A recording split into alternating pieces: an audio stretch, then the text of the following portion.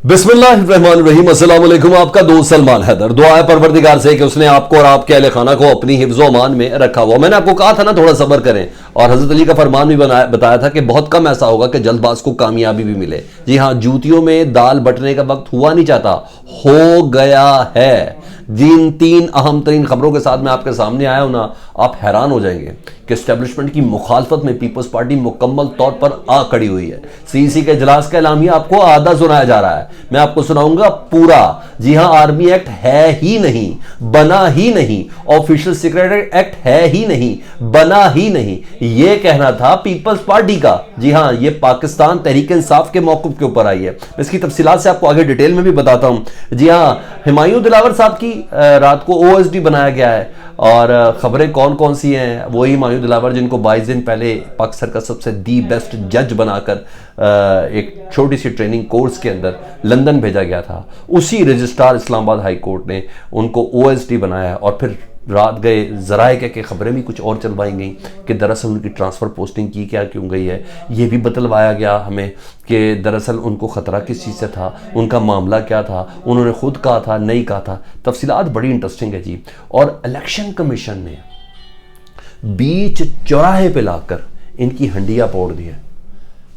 वो जो किया इलेक्शन कमीशन के चीफ इलेक्शन कमीशन ने रात को एलामिया जारी किया है कि इन्होंने जो अभी आपको पता ना पिछले 2-3 दिन से मीटिंग्स हो रही हैं तमाम पार्टीज के। नून लीग से मीटिंग हुई तो क्या हुआ, पीपल्स पार्टी से मीटिंग हुई तो क्या हुआ, पीटीआई से मीटिंग हुई तो क्या हुआ, एलामिया जारी हो गया जी।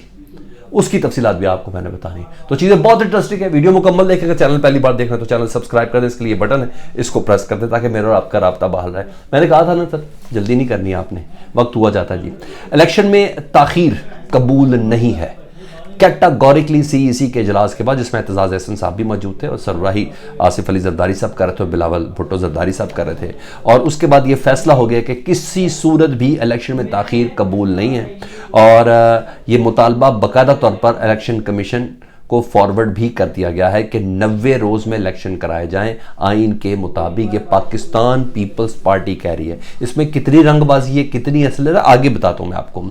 हल्का बंदियों की बुनियाद पर इलेक्शन में ताखीर नहीं हो सकती, पीपल्स पार्टी ने यह बात एलामिया में जारी कर दी है। ठीक है जी।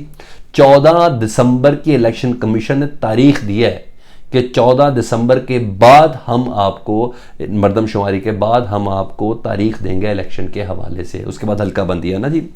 मुकर्रा वक्त में पीपल्स पार्टी कह रही है, मुकर्रा वक्त में इलेक्शन, सीईसी के इजलास का एलामिया बता रहा हूं। अब भी तो एलामिया के आखिर में जो मैंने आपको बताना है, जिस तरीके से काम डला है जी, मुकर्रा वक्त में इलेक्शन ना हुए तो मुल्क आईनी बहरान का शिकार हो जाएगा, क्योंकि आइन वाजे कहता है कि 90 रोज के अंदर इलेक्शन होने चाहिए।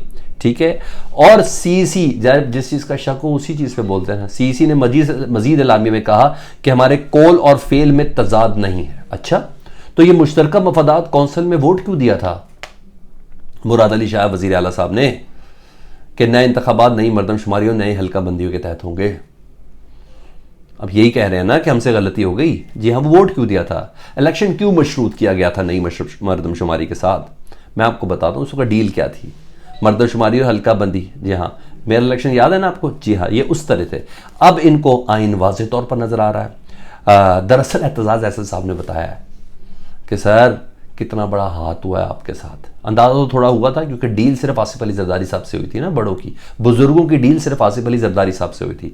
तो वहाँ, और बिलावल साहब को भी इस डील का पता होगा, बाप ने बेटे को बताया, वही हो रहा था कि विच्चों विच्चों खाई जाओ उत्तों रौला पाई जाओ। जी हाँ, ये मगर अब ये विच्चों और उत्तों दोनों वाला मामला क्लियर हो गया जी। और सीईसी के इजलास के एलामिया से मुतल्लिक मैं आपको एक और चीज़ बताऊँ। सीईसी के इजलास के एलामिया में है, पीपल्स पार्टी कह रही है कि आर्मी एक्ट और ऑफिशियल सीक्रेट एक्ट कानून बना ही नहीं। ये पीपल्स पार्टी कह रही है, आर्मी एक्ट और ऑफिशियल सीक्रेट एक्ट कानून बना ही नहीं। मतलब पीपल्स पार्टी पीटीआई के साथ खड़ी हो रही है, मतलब पीपल्स पार्टी सदर मुमलिकत आरिफ अलवी के साथ खड़ी हो रही है। इसके अलावा क्या मतलब है? पूरी पीपल्स पार्टी जिसकी सरबराही आसिफ अली जरदारी और बिलावल भुट्टो कर रहे हैं। अब नाम निकल गया ना बिलावल भुट्टो का उस लिस्ट के अंदर से जिसमें आइंदा का वजीर आजम बिलावल होगा। अभी तो जख्म चाटने, अभी आगे बताता हूं आपको जी।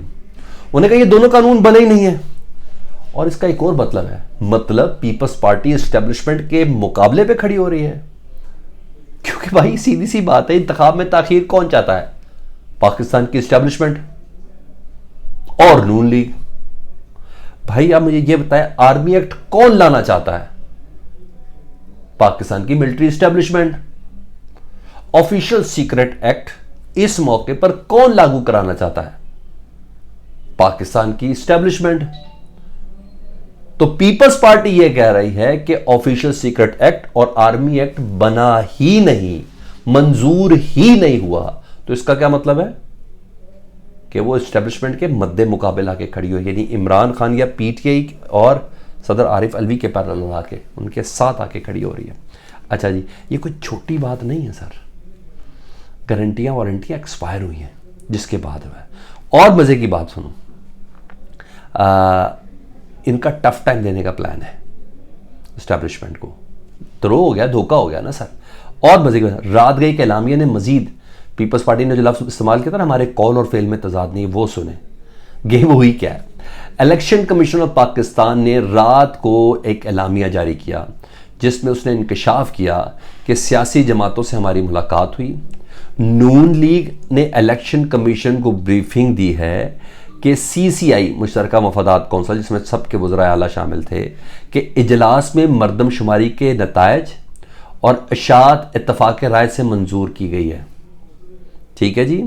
नून लीग ने इलेक्शन कमीशन को बताया कि तमाम जमातों ने, नून लीग ने इलेक्शन कमीशन को बताया कि तमाम जमातों ने इंतखाबात नई मरदमशुमारी और हल्का बंदियों से मशरूत किए हैं। उधर ये कह रहे हैं हमारे कॉल और फेल में तजाद नहीं, हमें 90 रोज के अंदर इलेक्शन चाहिए। पीपल्स पार्टी की सीईसी इजलास का एलामिया है। नून लीग ने इलेक्शन कमीशन की तरफ से जारी करदा शेड्यूल, जो शेड्यूल जारी किया जिसमें 14 दिसंबर को मरदमशुमारी कराने के बाद आगे का शेड्यूल जारी किया जाएगा, आइन और कानून के मुताबिक करार दिया है। नून लीग ने इंतखाबी फरिश्ते की तायीद भी की है। तो मतलब इस्टेब्लिशमेंट और नून लीग खेल रहे हैं पूरे पाकिस्तान के साथ। पीपल्स पार्टी तो है ही है इसमें, यानी ये इस वक्त एक पेज पर होकर खेल रहे हैं और इसका पाकिस्तान पीपल्स पार्टी को पता चल गया है। आप समझे मैंने क्यों करता सब्र की तलकीन? बहुत कुछ है अभी मेरे और आपके बोलने में, ये सब इमरान खान बोल जाएंगे, ये इमरान खान के हक में बोलेंगे, ये भी मैं आपको बता दूं। अभी तो मज़ा आना है आपको। अभी तो देखिए, अभी तो ज़राए कह रहे हैं ना कि नवाज शरीफ साहब 15 अक्टूबर को आ रहे हैं, और नवाज शरीफ साहब खुद क्यों नहीं कहते मैं 15 अक्टूबर को आ रहा हूँ? क्योंकि उनकी कैपेसिटी नहीं है इस बात का ऐलान कर सके। उस शहबाज शरीफ साहब की बात का यकीन करें, जिन्होंने अपने इख्तिदार के मेरे ख्याल 7 या 8 अगस्त को प्रोग्राम में कहा था मैं आपको गारंटी देता हूं नवाज शरीफ सितंबर में आ रहे हैं। उस शहबाज शरीफ साहब, उससे पहले भी उन्होंने लिख के भी गारंटियां दी हुई। मुझे कोई यकीन नहीं है, आपको है तो मुझे कमेंट सेक्शन में जरूर बताइएगा।